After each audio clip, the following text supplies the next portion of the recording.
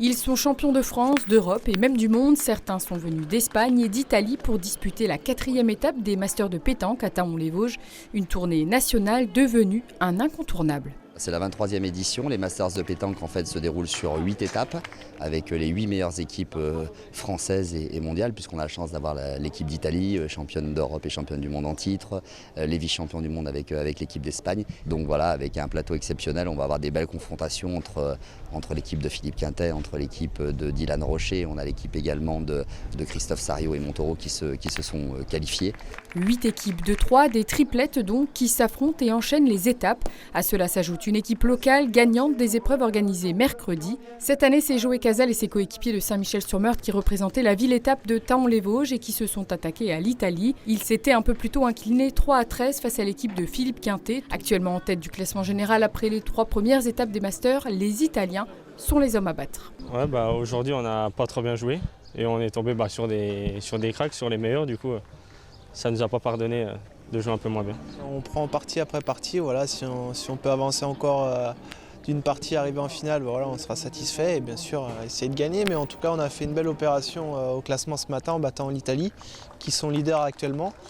Donc on a fait une belle opération, il nous reste encore 3 étapes après celle-là. Donc voilà, l'objectif principal c'est de se qualifier pour le Final Four. Ces Masters sont une véritable vitrine pour la discipline qui mise aussi sur les jeunes avec l'organisation en première journée d'une compétition qui leur était réservée.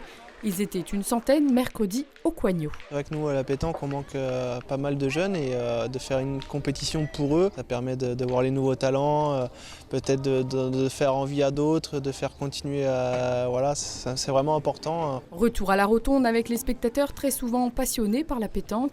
Près de 4000 personnes sont attendues sur les 2 journées de compétition. C'est super, très belles équipes et puis on voit les champions d'Europe, les champions du monde. Bon, il ne faut pas rater ça, quoi. Quand on est fanat de pétanque, il ne faut pas rater. C'est la première étape que je fais. Mais l'année prochaine, je serai à la retraite, je ferai toutes les étapes. On veut avoir du beau spectacle surtout, du beau jeu et puis s'intéresser. On cherchait un événement de taille importante, d'envergure nationale, voire un peu plus. Et donc pour nous, les Masters de pétanque, c'était assez adapté. On est sur une dépense, on peut le dire, de manière transparente, de 85 000 € tout compris. Puis des répercussions aussi qu'il faut calculer de l'ensemble du tissu commercial et économique du territoire. Il y a une véritable répercussion. Une 2e édition taonnaise qui en appellera certainement d'autres. Les boulistes poursuivent leur tournée. Prochaine étape dans quelques jours à Sifour-les-Plages, avant le Final Four pour les 4 premières équipes au classement fin août.